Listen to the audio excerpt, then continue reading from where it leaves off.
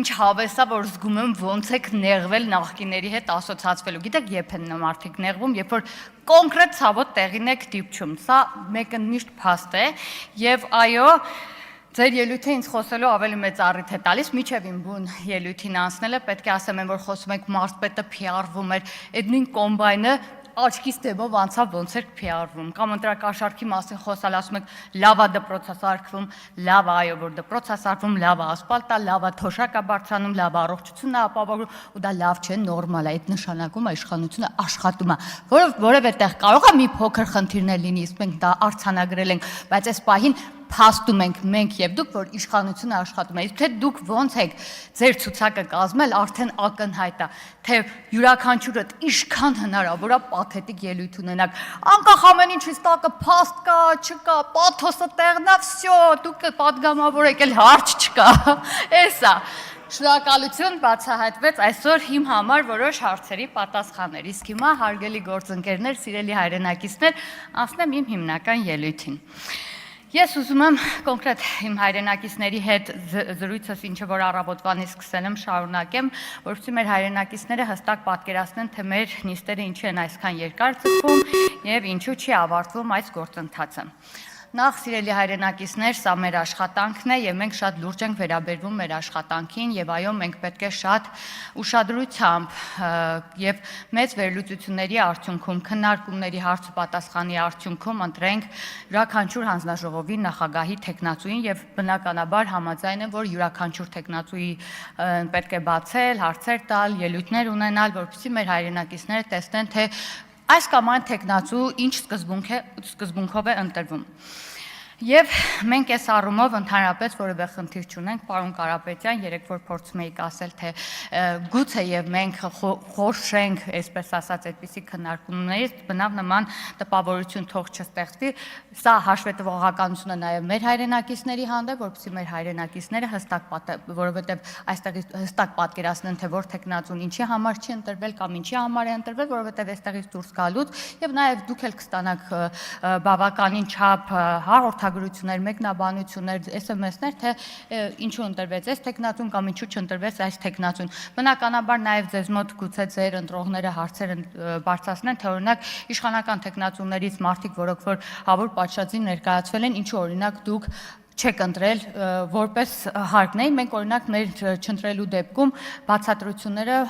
տվել ենք, թե օրինակ յուրաքանչյուր տեխնացուի դեպքում ինչով ենք առաջնորդվել, որ չենք ընտրել եւ այստեղ բնականաբար քաղաքական ուղղվածությունը ընդհանրապես կապ չունի եւ դա ապացուցում է այն հանգամանքը, որ Արամ Վարդեվանյանին մենք ուժեղ Հայաստանից ենք ընտրել եւ Լիլիթ Գալստյանին ընտրել ենք Հայաստան դաշինքից։ Տեսեք, տրամաբանությունը կայանում է նրանով, որ ինչքան էլ ունենան քաղաքական հակասություններ, օրինակ Հայաստան դաշինքը մեր հետ 5 տարվա աշխատանքային փորձ ունի եւ հստակ գիտի, թե որոնք են մեր կարմիր գծերը եւ ինչի դեպքում մենք օրինակ չենք ընտրի, բայց իրենք իրենց մեջից ընտրեցին այնպիսի տեխնացու ներկայացնեն, որ անկախ են խորը քաղաքական հակադրություններին, որ մենք ունենք Հայաստան դաշինքի հետ, մենք այնուամենայնիվ մեր ձայնը տվեցինք Լիլիթ Գալստյանին, նույնը նաև ձեր տեխնացուին Արամ Վարդեվանյանին էր վերաբերվում։ Այնպես որ այս ելույթից սկզբում էլ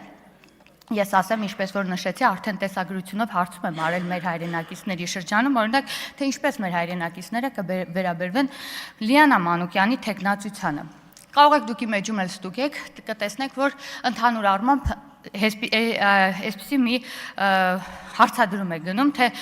բոլորը հստակ ասում են, որ ընտրակաշարքով ընտրվածներին չպետք է ընտրել ցանկացած հանձնաժողովի նախագահ։ Դա կարող եք ստուգել իմ էջում, ես ոչ մի մեկնաբանություն չեմ հեռացրել, կարող եք տեսել։ Սա բնականաբար ժողովրդի կարծիքն է։ Սիրելի հայրենակիցներ, ես ամբողջությամբ կիսում եմ ձեր կարծիքը, բայց նաև ձեզ պետք է տեղեկացնեմ, որ ըստ Տոնթի Բանաձևի այդ հանձնաժողովների նախագահությունը պատկանում է ընդդիմությանը, թվով 4 հանձնաժողով։ Իրականում այստեղ մի զավեշտալի փաստ կա, որի մասին եւս մեր հայրենակիցները նշում են, զավեշտը կայանում է նրանով, որ Ռոբերտ Քոչարյանի գլխավորած խմբակցությունը Հայաստան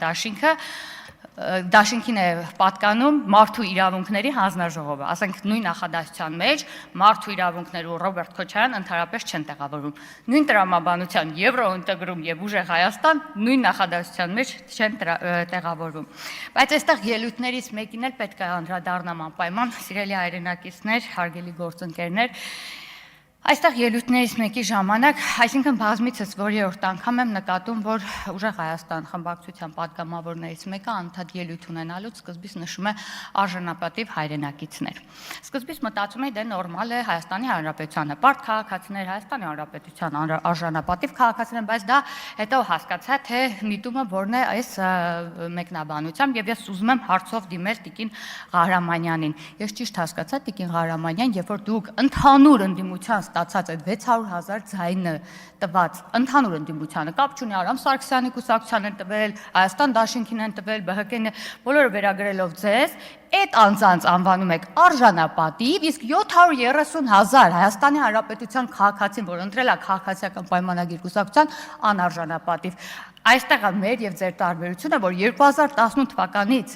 իշխանությունը պատկանում է ժողովրդին եւ անկախ քաղաքական հայացքներից Հայաստանի Հանրապետության յուրաքանչյուր քաղաքացի մեր համար հպարտ, արժանապատիվ քաղաքացի է։ Եվ այո, Տիկին Ղահրամանյան, սա Հայաստանի Հանրապետության համար մեկ ամբիոնն է, ոչ թե Քոչարյանի TV 5-ի տաղավարը։